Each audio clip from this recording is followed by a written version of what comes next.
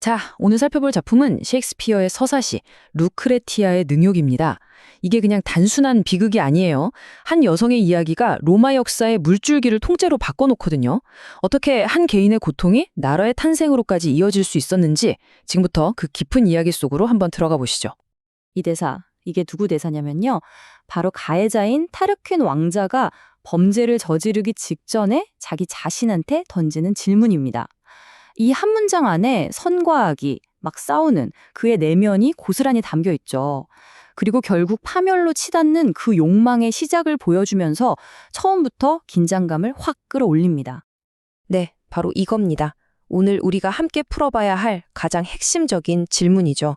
도대체 어떻게 루크레티아라는 한 개인의 사적인 비극이 로마의 왕정을 끝내고 공화정을 탄생시키는 그런 어마어마한 정치적 격변의 불씨가 될 수 있었을까요? 모든 비극에는 시작점이 있기 마련이잖아요. 이 이야기의 비극은 정말 아이러니하게도 전쟁터에서 시작됩니다. 남편이 무심코 던진 자랑 한마디에서 모든 게 썩튼 거죠.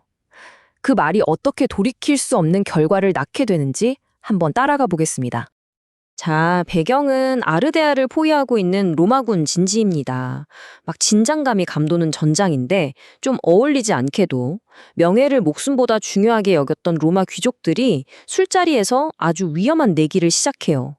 바로 자기 아내들 중에서 누가 가장 정숙한가를 두고 말이죠. 여기서 콜라티노스가 자기 아내 루크레티아의 정숙함은 정말 최고라고 극찬을 해요. 그리고 이걸 증명하겠다면서 다 같이 말을 달려 로마로 갑니다.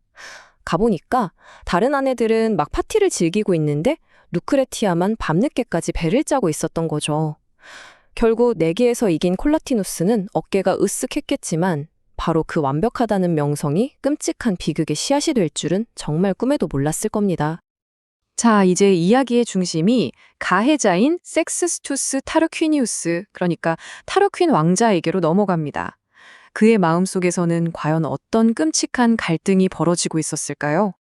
콜라티누스의 그 자랑이 타르퀸의 마음에 빛 없는 불, 그러니까 꺼지지 않는 욕망의 불을 지펴버린 겁니다. 루크레티아의 아름다움과 정숙함에 대한 이야기가 존경심이 아니라 삐뚤어진 소유욕과 욕망을 불러일으킨 거죠.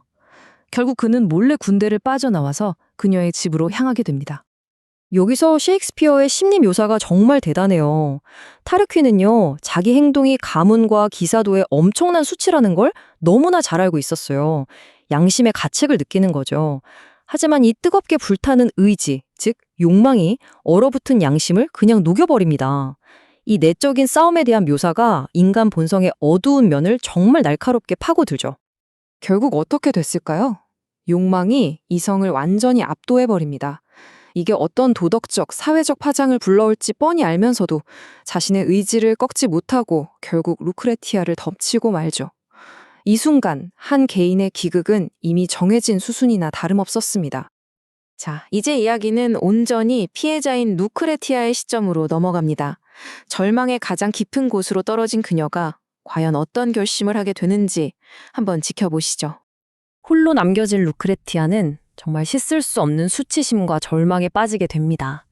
우리가 여기서 기억해야 할 게 있어요. 당시 로마에서 여성의 정절은 그냥 개인의 덕목이 아니었습니다. 가문 전체의 명예와 직결되는 문제였거든요. 그러니 그녀의 고뇌는 단순히 개인적인 차원을 넘어서 남편과 가문, 그리고 이 사건이 사회에 미칠 파장까지 아주 깊어질 수밖에 없었죠. 그렇게 길고 긴 고뇌의 밤이 지나고 그녀는 한 가지 결론에 도달합니다. 여기 나오는 이 구절이 바로 그녀의 비장한 결심을 그대로 보여주는데요. 자신의 죽음을 통해서 더럽혀진 건 육체일 뿐 정신은 결코 순결을 잃지 않았다는 걸 증명하고 이 불명예를 씻어내댔다는 거죠. 여기서 진짜 중요한 건요, 루크레티아의 행동이 전혀 충동적이지 않았다는 점입니다. 이 깊은 절망 속에서도 굉장히 계획적으로 움직여요.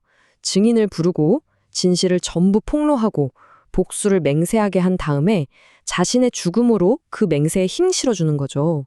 이 4단계 계획을 보면 그녀의 의지가 얼마나 강했는지 알 수 있습니다. 자, 이제 루크레티아의 계획이 실행에 옮겨집니다. 그녀의 죽음이 어떻게 한 개인의 비극을 넘어서 모든 걸 바꿔버리는 공적인 사건으로 번져나가는지 한번 보시죠. 가족들이 도착하고 모든 게 정말 숨가쁘게 전개됩니다. 루크레티아는 아주 침착하게 가해자의 이름을 딱 밝히죠. 그리고 모두가 보는 앞에서 스스로 목숨을 끊습니다. 바로 그 순간 거기 있던 브루투스가 그녀의 가슴에서 피 묻은 칼을 뽑아들고 복수를 맹세하는데요. 이 지점에서 개인의 비극이 정치혁명의 서막으로 완전히 전환되는 겁니다. 여기서 아주 극적인 반전이 일어나죠. 바로 브루투스라는 인물입니다. 그는 늘 좀 어리석은 척 행동하면서 폭군 타르퀸 왕의 의리심을 피해왔거든요. 그런데 이 순간 그 가면을 벗어던지고 본 모습을 드러내는 겁니다. 그는 루크레티아의 비극이 왕의 폭정에 분노하던 사람들의 마음을 하나로 묶을 절호의 기회라는 걸 직감한 거죠. 그리고 즉시 혁명의 지도자로 나섭니다. 자, 마침내 루크레티아의 죽음과 브루투스의 맹세가 어떤 엄청난 역사적 결과를 가져왔는지 살펴보겠습니다. 그건 바로 로마 공화정의 탄생입니다. 브루투스는 루크레티아의 시신을 하나의 정치적인 상징으로 활용합니다. 그는 시신을 로마의 심장부인 포름, 그러니까 광장으로 가져가서 대중에게 공개해요. 이렇게 되면서 루크레티아의 고통은 더 이상 한 개인의 비극이 아니게 되는 거죠. 타르퀸 왕가의 부도덕함과 폭정을 고발하는 아주 강력한 상징이 되어버립니다. 브루투스의 연설은 시민들의 분노에 그야말로 불을 붙였습니다. 결국 로마 시민들은 한마음으로 타르퀸 왕가를 영원히 추방하고 왕정을 폐지하기로 결정합니다. 이렇게 해서 한 여성의 죽음이 직접적인 계기가 되어 로마는 완전히 새로운 정치 체제를 맞이하게 된 겁니다. 이 표를 보시면 그 변화가 한눈에 들어오죠. 한 명의 왕이 절대 권력을 휘두르던 군주정에서 시민들이 직접 뽑고 서로를 견제하는 두 명의 집정관이 다스리는 공화정으로 바뀐 겁니다. 이건 단순히 통치자만 바꾼 게 아니에요. 권력의 본질 자체를 바꿔버린 정말 역사적인 변화였죠. 결국 셰익스피어가 이 이야기를 통해 말하고 싶었던 건 아주 명확합니다. 루크레티아의 몸에 가해진 폭력은 그냥 개인에 대한 범죄가 아니라는 거죠. 이건 로마라는 국가 공동체 전체의 순수성과 정의를 짓밟은 행위나 마찬가지라는 겁니다. 즉, 한 개인의 존엄성이 무너질 때 국가의 기반 역시 흔들릴 수 있다는 걸 보여주는 거죠.